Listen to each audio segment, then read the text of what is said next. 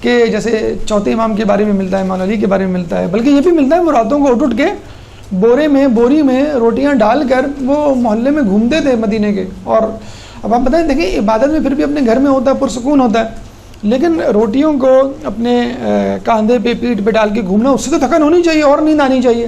اور ہمارے یہاں ہم کچھ بھی نہیں کر رہے ہوتے، دن بھر اے سی میں گھر میں بیٹھے ہوئے ہوتے ہیں پنکھے کے نیچے، پھر بھی 9 10 11 گھنٹے جو ہے وہ صبح ہماری آنکھیں نہیں کھلتی. دیکھیں اس کی وجہ میں آپ کو بتاتا ہوں، بہت ٹیکنیکل وجہ اور بہت خوبصورت وجہ ان عالم دین نے ہمارے سامنے پیش کی. وہ یہ کہتے ہیں، ایک مثال سنیے پہلے. دیکھیں ایک آدمی گاڑی ڈرائیو کرتا ہے اور وہ تمام رولز ریگولیشن کو فالو کرتا ہے، سگنل پہ رکتا ہے، اوورٹیک نہیں کرتا غیر ضروری، اوور اسپیڈنگ نہیں کرتا، زگ زیگ نہیں کرتا، ٹیل اینڈنگ جسے کہتے ہیں وہ نہیں کرتا. ٹیل اینڈنگ کیا ہوتا ہے کہ ایک دم سے کسی گاڑی کے سامنے سے ایک دم سے گزر جانا.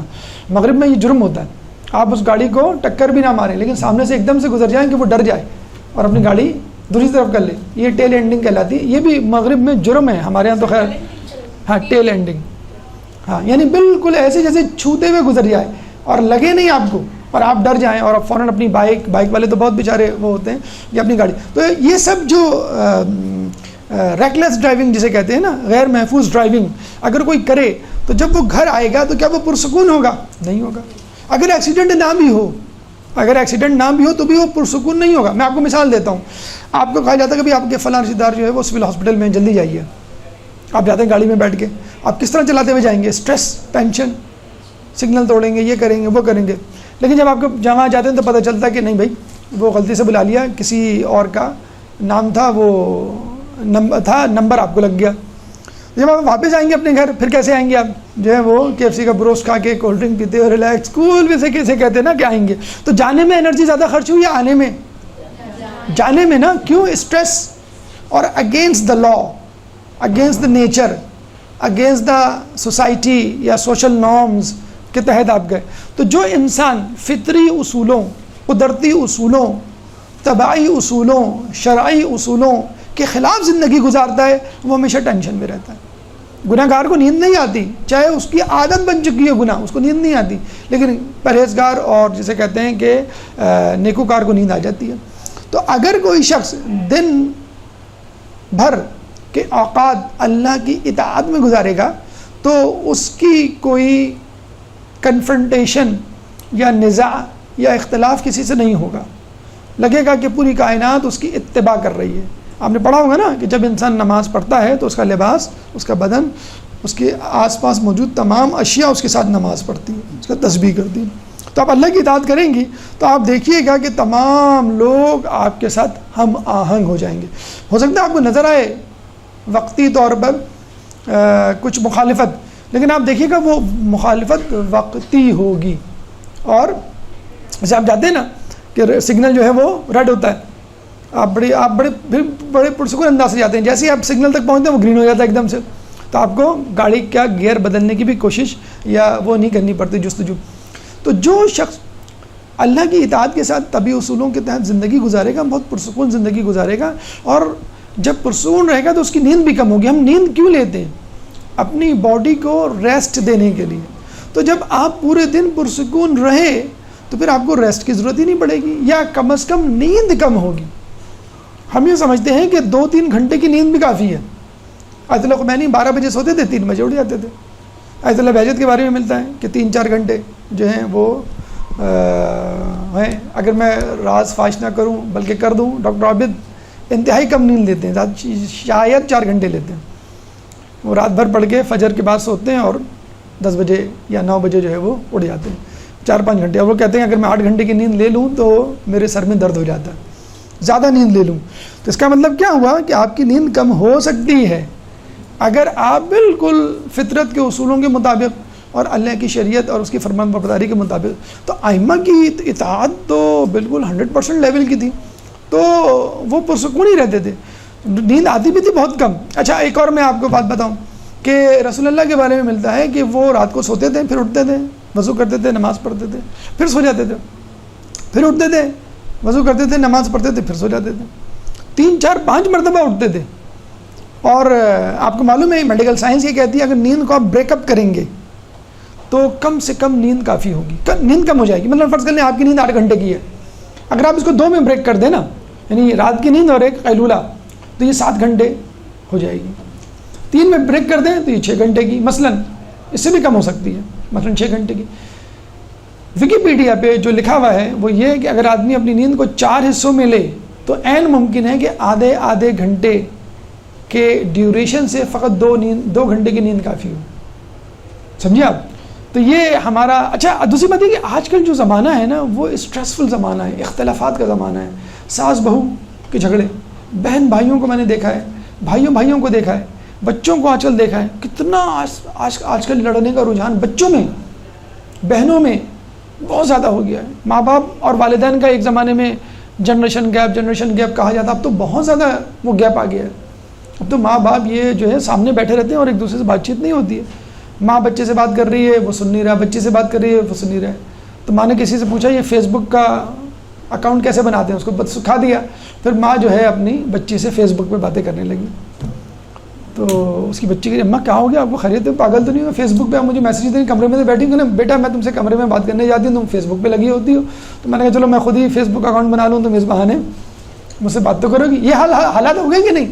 اچھا پھر دینی حوالے سے آپ دیکھیں کہ آج کل گروہی اختلافات کتنے زیادہ ہو گئے، خود مسلمانوں میں کتنے اختلافات ہو گئے، عقائد کے کتنے انحرافات ہو گئے. ابھی ہم پیغامات کے حوالے سے ایک بات کرنا بھول گئے کہ ویسی نماز پڑھو جیسے علی پڑھتے تھے، شہادت ثالثہ والی نہیں، اب تو شہادت اربع آ گئی ہے، پھر خامسہ آ گئی. تو اب آپ دیکھیں کتنی شہادتیں ابھی آئیں گی. تو یہ کیا ہے؟ دین سے انحراف کرنا. تقلید کا قلاوہ جب اٹھا کے آپ پھینک دیں گے اور اپنے طور پہ مجتہد بن جائیں گے اور اپنے طور پہ سوچنا شروع کر دیں گے تو پھر یہ مسئلے ہوں گے. آپ صرف وہ کام کریں جو اللہ نے کہا ہے، رسول نے کہا ہے، ائمہ نے کہا ہے اور ان کے مجتہدین نے کہا ہے. اگر آپ یہ چین برقرار رکھیں گے کہ میرا خدا کیا چاہتا ہے رسول بتائے گا، میرا رسول کیا چاہتا ہے امام بتائے گا، امام کیا چاہتا ہے نائب امام بتائے گا. نائب امام کون ہے؟ عالم مجتہد. بس اسی کے تحت اپنی زندگی گزارے. اب دوسری بات یہ ہے کہ ان تمام امور کو انجام دینے میں ہم پہنچتے وہیں پر ہیں. مطلب سائنس بھی وہی کہہ رہی ہوتی ہے، وہ بھی یہی کہتے ہیں سیسٹا کرو، قیلولہ کرو اور نیند کو توڑ کر لو. وہ بھی یہی کہتی ہے کہ 2 وقت کھانا کھاؤ، کھانا کم کھاؤ. مطلب وہی چیزیں، وہی روٹین. وہ بھی یہی کہتی ہے کہ آپس میں جو ہے وہ لڑائی جھگڑا نہ کرو. اپنی ایگو، انا آج کل بہت ہو گئی لوگوں میں، مردوں میں تو ہوتی ہے، عورتوں میں بھی انا ہو گئی ہے. وہ ڈگری لوگوں نے، ماؤں نے بچیوں کے اوپر تھوپ دیے، تمہیں ڈاکٹر بننا ہے، تمہیں انجینئر بننا ہے، تمہیں MBA کرنا ہے، تم کچن میں مت آنا. بڑی فخر سے بچیاں بتا رہی ہوتی ہیں مجھے کھانا پکانا کچھ نہیں آتا. 18 سال کی 20 سال کی ہو جاتی ہے، شادی ہو جاتی ہے، میری ماں نے کبھی مجھ سے کھانا نہیں پکایا، سوری میں نہیں کر سکتی. باقاعدہ سکھا کے بتا کے کہا جاتا ہے کہ اپنے کام سے کام رکھنا اور نندوں کو ذرا سر چڑھانے کی ضرورت نہیں ہے، ساس کو منہ نہیں لگانا وغیرہ وغیرہ. اور کوئی مسئلہ ہو تو فون کر دینا، ہم حاضر ہوں گے فائر بریگیڈ کی طرح تمہیں واپس لے جانے کے لیے. اور پہلے کیا کہتے تھے کہ تمہاری ڈولی جا رہی ہے، جنازہ آنا چاہیے. تو جب آپ بچیوں کو ابھی سے ٹرین کر رہے ہیں، کرنا شروع کر دیا. میں تمام لوگوں کی بات بتا رہا ہوں، بالکل جسے کہتے ہیں دھڑلے سے. وہ کہتے ہیں کہ بھئی مولانا صاحب آپ کیا کہتے ہیں کہ میرا شوہر جو جاب نہیں کرنے دے رہا. بھئی کوئی ایسا مذائقہ نہیں ہے، اگر گھر میں ٹینشن ہو رہی ہے اور گھر میں گزارا ہو رہا ہے، کوئی فقر و فاقے کی نوبت نہیں ہے تو ٹھیک ہے. تو اختلافات، ایک تو ہمارے ذاتی خدا سے اختلاف کا کیا مطلب ہے؟ خدا کہہ رہا ہے نماز پڑھو، ہم نہیں پڑھتے. خدا کہہ رہا ہے جھوٹ نہ بولو، ہم بولتے ہیں. ٹھیک ہے، یہ اختلاف تو اللہ تعالیٰ نے اس کی سزا دی ہے کہ تم مجھ سے اختلاف کر رہے ہو، تم میری نافرمانی کر رہے ہو، میں تمہیں آپس میں لڑوا دوں گا، میں تمہیں ایک دوسرے کی نافرمانی پہ مجبور کر دوں گا. دیکھیں اولاد والدین کی نہیں مانتی نا. آج کل کی اولاد پہلے کے مقابلے میں والدین سے زیادہ آرام و آسائش حاصل کر رہی ہے. ہم اپنے بچوں کو بہت زیادہ دے رہے ہیں، پاکٹ منی، لباس، غذا. اور ہم نے اپنے ماں باپ سے کم لیا تھا، لیکن ہم اپنے والدین کی زیادہ عزت احترام کیا کرتے تھے، ادب کیا کرتے تھے، فرمان برداری. آج کل کی اولاد اتنی نہیں کرتی. تو کیا ہے کہ ہم نے اللہ تعالیٰ کی اطاعت، طبعی قوانین، فطری قوانین کو چھوڑ دیا ہے. اس لیے ہماری نیندیں ڈسٹرب ہو گئی ہیں اور نیندیں پوری نہیں ہوتی. ہم 8 گھنٹے کیا 10 گھنٹے بھی سو جائیں تو ہمیں جو ہے وہ سکون نہیں ملتا. دیکھیں بھوک نیند کے متعلق کہا جاتا ہے جتنی بڑھاؤ بڑھے گی، جتنی کم کرو کم ہوگی. اس میں کوئی لمیٹیشن نہیں ہے، آپ کی مرضی ہے، آپ جتنی چاہیں نیند لیں. میں نے بتایا نا کہ کسی کو 8 گھنٹے کافی ہوتی ہے، کسی کو 6، کسی کو 5، کسی کو 3، جتنی گھنٹے کی جب آپ سمجھیں. لیکن نیند کم کرنے کی کوشش نہ کریں. لوگ بڑے ٹینشن میں جو ہے نیند کو کم کر لیتے ہیں، 3 بجے سو کے اٹھ گئے. نہیں بس اب نیند کم کرنی، نیند کم کرنی، نیند کم کرنی، آل کے چائے پی رہے ہیں، کافی پی رہے ہیں، یہ کر رہے ہیں، 8 بجے پھر سو گئے، 12 بجے اٹھ رہے ہیں. تو یہ نہ کم کریں، کھانا کم کریں اور لوگوں سے اپنے اختلافات کم کریں اور عبادت پر توجہ دیں. نافلہ نماز پڑھیں. عشاء کی چلیں آپ پوری 51 رکعت نہ پڑھیں اور مومن کی علامات نہ اپنے اندر پیدا کریں. عشاء کی 2 رکعت نفل تو پڑھ سکتے ہیں، وہ تو بیٹھ کے پڑھنی ہوتی ہے بھائی، کھڑے ہو کے بھی نہیں. ٹھیک ہے، فجر کی 2 رکعت تو پڑھ سکتے ہیں، اگر ہمت کریں تو مغرب کی 2 اور 2. اب آپ کہیں گے سر آپ نے سب پہ ہی لگا دیا. کہنے کا مقصد یہ کہ آپ ابتدا تو کریں. نماز شب نہیں پڑھ جا رہی، کوئی بات نہیں، 1 رکعت پڑھ لیں، 2 رکعت پڑھ لیں.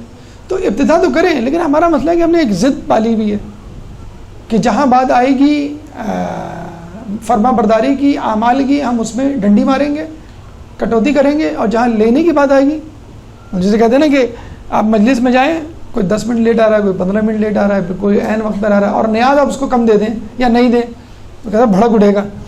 خیریت ہے کہ ابھی مجھے کیوں نیاز نہیں دے رہے؟ نیاز میں آپ کا بڑا وہ ہے، آپ اپنے گھر میں جتنا کھانا کھاتے ہیں اس سے زیادہ کھائیں گے اگر نیاز کے لیے دسترخوان لگایا جائے گا. لیکن اطاعت کی باری آ گئی تو نفل نہ پڑھنے کی ہم نے قسم کھا لی ہے. ہم نے جو ہے نمازوں کو الگ الگ نہ پڑھنے کی قسم کھا لی ہے. وہ ٹھیک ہے نمازوں کو یکجا کر کے پڑھنا جائز ہے، لیکن کیا بالکل ہی حرام ہے کیا نمازوں کو الگ الگ پڑھنا؟ یہ بس ہم نے تمام چیزوں کو، سہولیات کو اپنے اوپر طاری کر لیا. اور جہاں کچھ دینے کی باری آتی ہے، روزوں کی ہم نے قسم کھا لی ہے کہ بس ماہ رمضان میں رکھیں گے، ماہ رمضان کے علاوہ ہم نہیں رکھیں گے.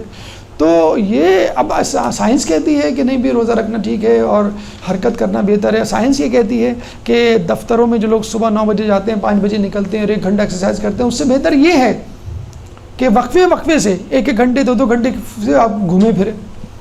ہمارے ہاں جب ہم بیٹھ جاتے ہیں تو اٹھنے کا نام نہیں لیتے ہیں. پین لا دو، پانی لا دو، یہ چیز دے دو، یہ پنکھا چلا دو، یہ ریموٹ مجھے دے دو، مطلب یہ چارجر کہاں ہے، چارجر مجھے دے دو، بس وہ یہی چیز ہمیں ایک دوسرے سے مانگ رہے ہوتے ہیں.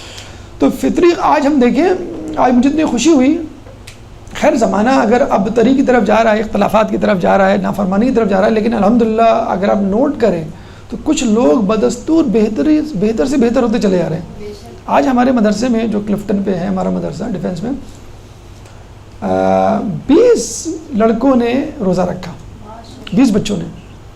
اور ایسے ایسے لڑکے تھے، مطلب ایک تو پوری کلاس تھی جو ہمارے مدرسے میں سب سے نوٹی کلاس مشہور ہے، سب سے شرارتی کلاس.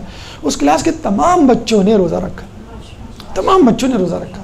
تو اس ٹیچر نے باقاعدہ ان کو ڈیل منگوائی، ٹیک اوے، اور باقاعدہ ان کو بروسٹ لا کے کھلوایا کہ میں تمہارا مدرسہ کھلوا رہا ہوں. تو ہم نے کہا جو 10 بچے رہ گئے ان کو بھی بلا لیں، ان کو بھی ہم رول کھلا کے روزہ سب کا ہم نے کھلوایا. تو اور وہ ایک بچہ تو وہ تو کھول کے نہیں دیا اس نے کہ میرے تمام روزے آ رہے ہیں رجب کے، میں نہیں چھوڑوں گا. اتنا سا بچہ، دھان پان سا دبلا بدلا. تو جہاں لوگ خشوع خضوع سے عمل کر رہے ہیں تو واقعی ان کی نیندیں پرسکون ہیں. دیکھیں آپ نے نوٹ کیا ہوگا جب آپ اٹھتے ہیں تو آپ کو پتہ چل جاتا ہے کہ میں نے آج اچھی نیند لی یا ڈسٹرب نیند تھی.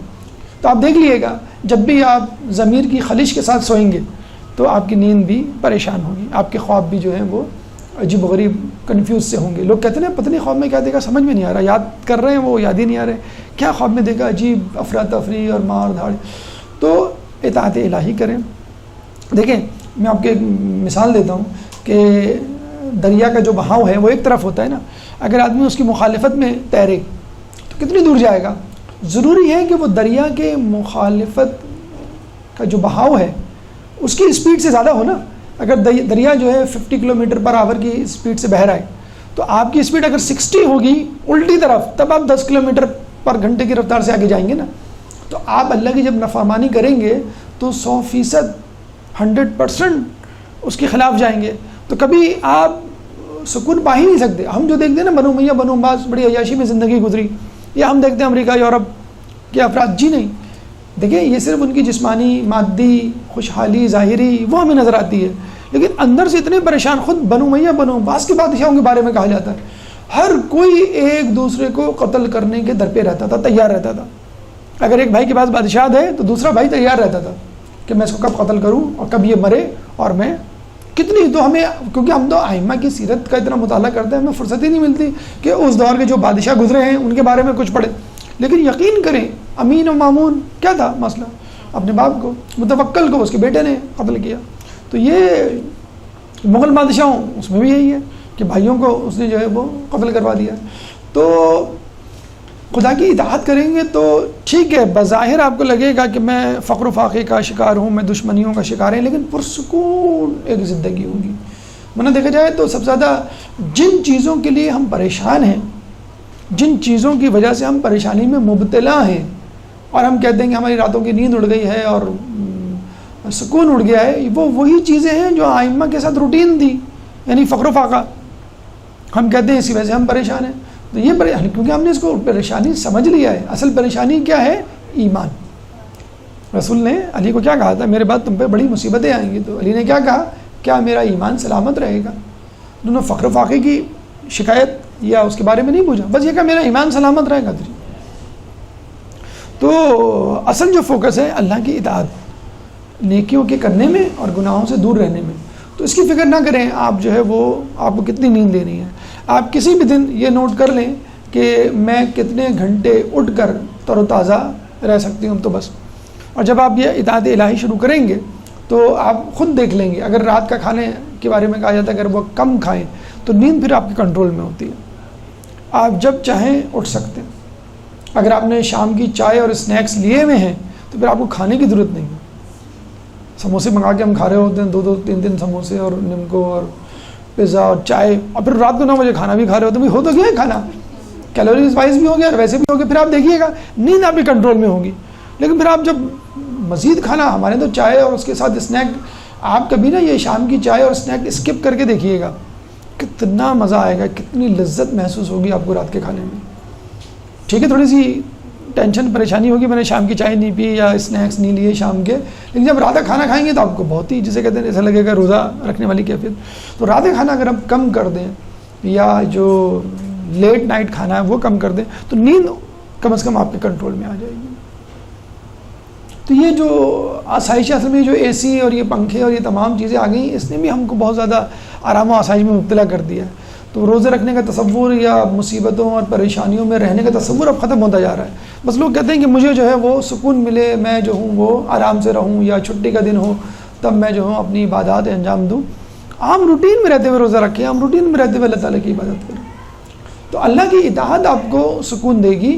آپ کا کھانا پینا اور دیگر جو روٹین ہے وہ خود بخود ایڈجسٹ ہو جائیں گے، اور یہ جو اسٹریس ہوتا ہے وہ خود بخود آپ کے ذہن سے نکل جائے گا. خصوصی طور پہ اختلافات کے حوالے سے یاد رکھیں، یہ جتنا کم کر سکتے ہیں کم کریں.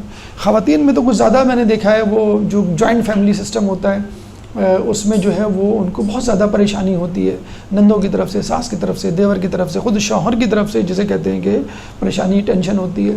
تو ان کو کم کرنے کا میں آپ کو چھوٹا سا ایک مثال دیتا ہوں، وہ آپ یاد رکھیے گا، مجھے بڑی پسند آئی. کہ یہ جو اختلافات ہیں اس میں زیادہ تر وجہ کیا ہوتی ہے؟ سنیں، میں آپ کو ایک چھوٹی سی وہ سناتا ہوں مثال. دبئی میں یا کسی جگہ پر ایک گاڑی بنی، نئی گاڑی، بہت لیٹسٹ ماڈل کی، تمام فیسلٹیز اس میں موجود. تو انجینئرز نے جب اپنی کمپنی کے ایگزیکٹو کو وہ گاڑی دکھائی تو وہ بڑا خوش ہوا، بھئی ایسی گاڑی اور اتنی فیچرز کے ساتھ گاڑی اب تک دنیا میں بنی نہیں ہے، چلو اس کی ہم ایگزیبیشن کرتے ہیں اور پھر لوگوں کو بتاتے ہیں اس میں کیا کیا فیچرز ہیں، انشاءاللہ یہ گاڑی بڑی مہنگے دام میں بکے گی، ہمیں بڑا پروفٹ ہوگا. تو ایک دن مقرر کیا گیا، لوگوں کو بلایا گیا اور لوگ آ کے بیٹھے، اسٹیج لگایا گیا، بہت بڑا آڈیا وہ تھا ہال. تو جب گاڑی کو نکالنے لگے تو پتہ چلا گاڑی جس گیراج میں تھی اس کی جو بیم، یہ جو بیم ہے اس کی بیم اتنی نیچے تھی کہ گاڑی نکل نہیں سکتی تھی، وہ بھی چند انچ. یا تو گاڑی کو توڑا جائے اوپر سے، اس کی چھت کو کاٹا جائے، یا پھر بیم کو توڑا جائے. اب وہ ایگزیکٹوز اور سارے اس کے جو انجینئرز اور ورکرز پریشان کمپنی کے کہ لوگ باہر ہزاروں کی تعداد میں کھڑے ہوئے، گاڑی کی نمائش کرنی ہے اور گاڑی گیراج سے نہیں نکل رہی. تو کمپنی کے تمام ایگزیکٹوز کو بلایا گیا، میٹنگ بھی لائی گئی فوراً ایمرجنسی کے بھی، جلدی بتائیں ہم کیا کریں. تو کوئی کہہ رہا ہے کہ وہ چھت کاٹ دو، کوئی کہہ رہا ہے بیم توڑ دو، کوئی کہہ رہا ہے یہ کرو. اس دوران ٹی بریک ہوا تو پی این آیا، اس نے چائے سرو کی. میں پوچھا کس بات پہ بحث ہو رہی ہے، آپ لوگ جا کیوں نہیں رہے؟ کہیں گے یہ مسئلہ ہو گیا ہے، ہم سوچ رہے ہیں کیا کریں کہ بیم توڑیں یا گاڑی کو یا دوبارہ نئی گاڑی بنائیں. تو اس نے کہا اگر آپ برا نہ بنائیں تو میں مشورہ دوں ایک. کہنے گا ہاں. پہلے تو وہ ہنسے ہی، ہمیں چائے پلانے والا کیا مشورہ دے گا. تو اس نے کہا ایسا کریں، کتنے انچ ہے؟ کہنے بس 2 انچ ہے. کہنے ایسا کریں آپ 2 انچ ٹائروں سے ہوا نکال لیں، 2 انچ ٹائروں سے ہوا نکال دیں، گاڑی جو ہے وہ نیچے چلی جائے گی، جب آگے جائیں گے تو پھر دوبارہ بھر دیے گا. تو یہ ہمارے اندر جو تکبر و انا پرستی کی ہوا ہے نا، یہ بہت ہے. اس نے ایسا کیوں کہہ دیا، اس نے میں بیوقوف کیوں بنا دیا، اس نے جو ہے مجھے فلاں جملہ کہہ دیا، یا اس نے میری شکایت کر دی، یا جو میں نے کہا ہے ویسا کیوں نہیں کیا، میں نے جو کپڑے استری کرنے کو بولے تھے وہ والے کیوں نہیں کیے، جس طرح استری کرنی چاہیے اس طرح کیوں نہیں ہوئی، کھانوں میں اتنی مرچیں کیوں ہیں، پورے دن مجھے جو ہے وہ مرچیں لگنی نہیں، پتہ نہیں کیا کیا، مطلب چھوٹی چھوٹی باتوں میں جو ہے وہ جوتے یہاں کیوں پڑے وہاں کیوں نہیں پڑے، چپل کیوں نہیں پہنی ہوئی، تم کس طرح آگے ہاتھ دھوئے. مطلب ٹھیک ہے، بچے بھی پریشان کرتے ہیں، بیوی پریشان کرتی ہے، شوہر پریشان کرتا ہے، نند ساتھ سب ایک دوسرے کو پریشان کر رہے ہوتے ہیں، کیونکہ ہر کوئی اپنا کمفرٹ زون تلاش کر رہا ہوتا ہے کہ بھائی مجھے کیا پسند ہے کھانے میں، مجھے کیا پسند ہے لباس میں. بچوں کو آپ کر دیں کیا پینٹ شرٹ پہن کے جا رہے ہو، آج جشن ہے، ذرا سا قمیص شلوار اچھا سا پہن کے جاؤ، یہ کیا تم فضول کپڑے گندے سندے. تو وہ ہر ایک کے اپنا تھوڑا تھوڑا، اگر جتنا آپ عمل کروا سکتے ہیں یا خود عمل کر سکتے ہیں کریں، نہیں ہو سکتا کوئی بات نہیں. چشم پوشی کہا گیا نا کہ معاشرے میں اگر آپ سکون چاہتے ہیں تو چشم پوشی اختیار کریں، یعنی لوگوں کو اگنور کریں. اگر رسول اللہ پکڑ کرنے پر آ جاتے تو مجھے بتائیں کتنے لوگ بچتے، کتنے لوگ رسول اللہ کی بتائی ہوئی معصوم ہی نہیں بچتے، اور کون بچتا، رسول اللہ کی بتائی باتوں پہ 100% کون. تو آپ لوگوں سے چشم پوشی کریں انشاءاللہ. ہم نے وہ دعائے کمیل کے حوالے سے بتایا تھا نا کہ ایک شخص گناہ گار تھا، اللہ نے اس کو بخش دیا، وہ بڑا پریشان ہوا. کہیں گے تو نے کیوں بخش دیا، میری تو گناہ زیادہ تھے میرے خیال میں. کہیں گے تو لوگوں کے گناہوں سے کوتاہی سے چشم پوشی کرتا تھا، آج ہم تجھ سے چشم پوشی کر رہے ہیں. تو آپ جو ہیں اپنے بچوں سے، خصوصاً وہ لوگ جو آپ کے زیر نگرانی ہوتے ہیں، جن پہ آپ محتمم اور رئیس ہوتے ہیں، ان سے چشم پوشی کیجئے، انشاءاللہ اللہ تعالیٰ آپ سے چشم پوشی کرے گا. برحمتك يا أرحم الراحمين وصلى الله على محمد وآله الطاهرين.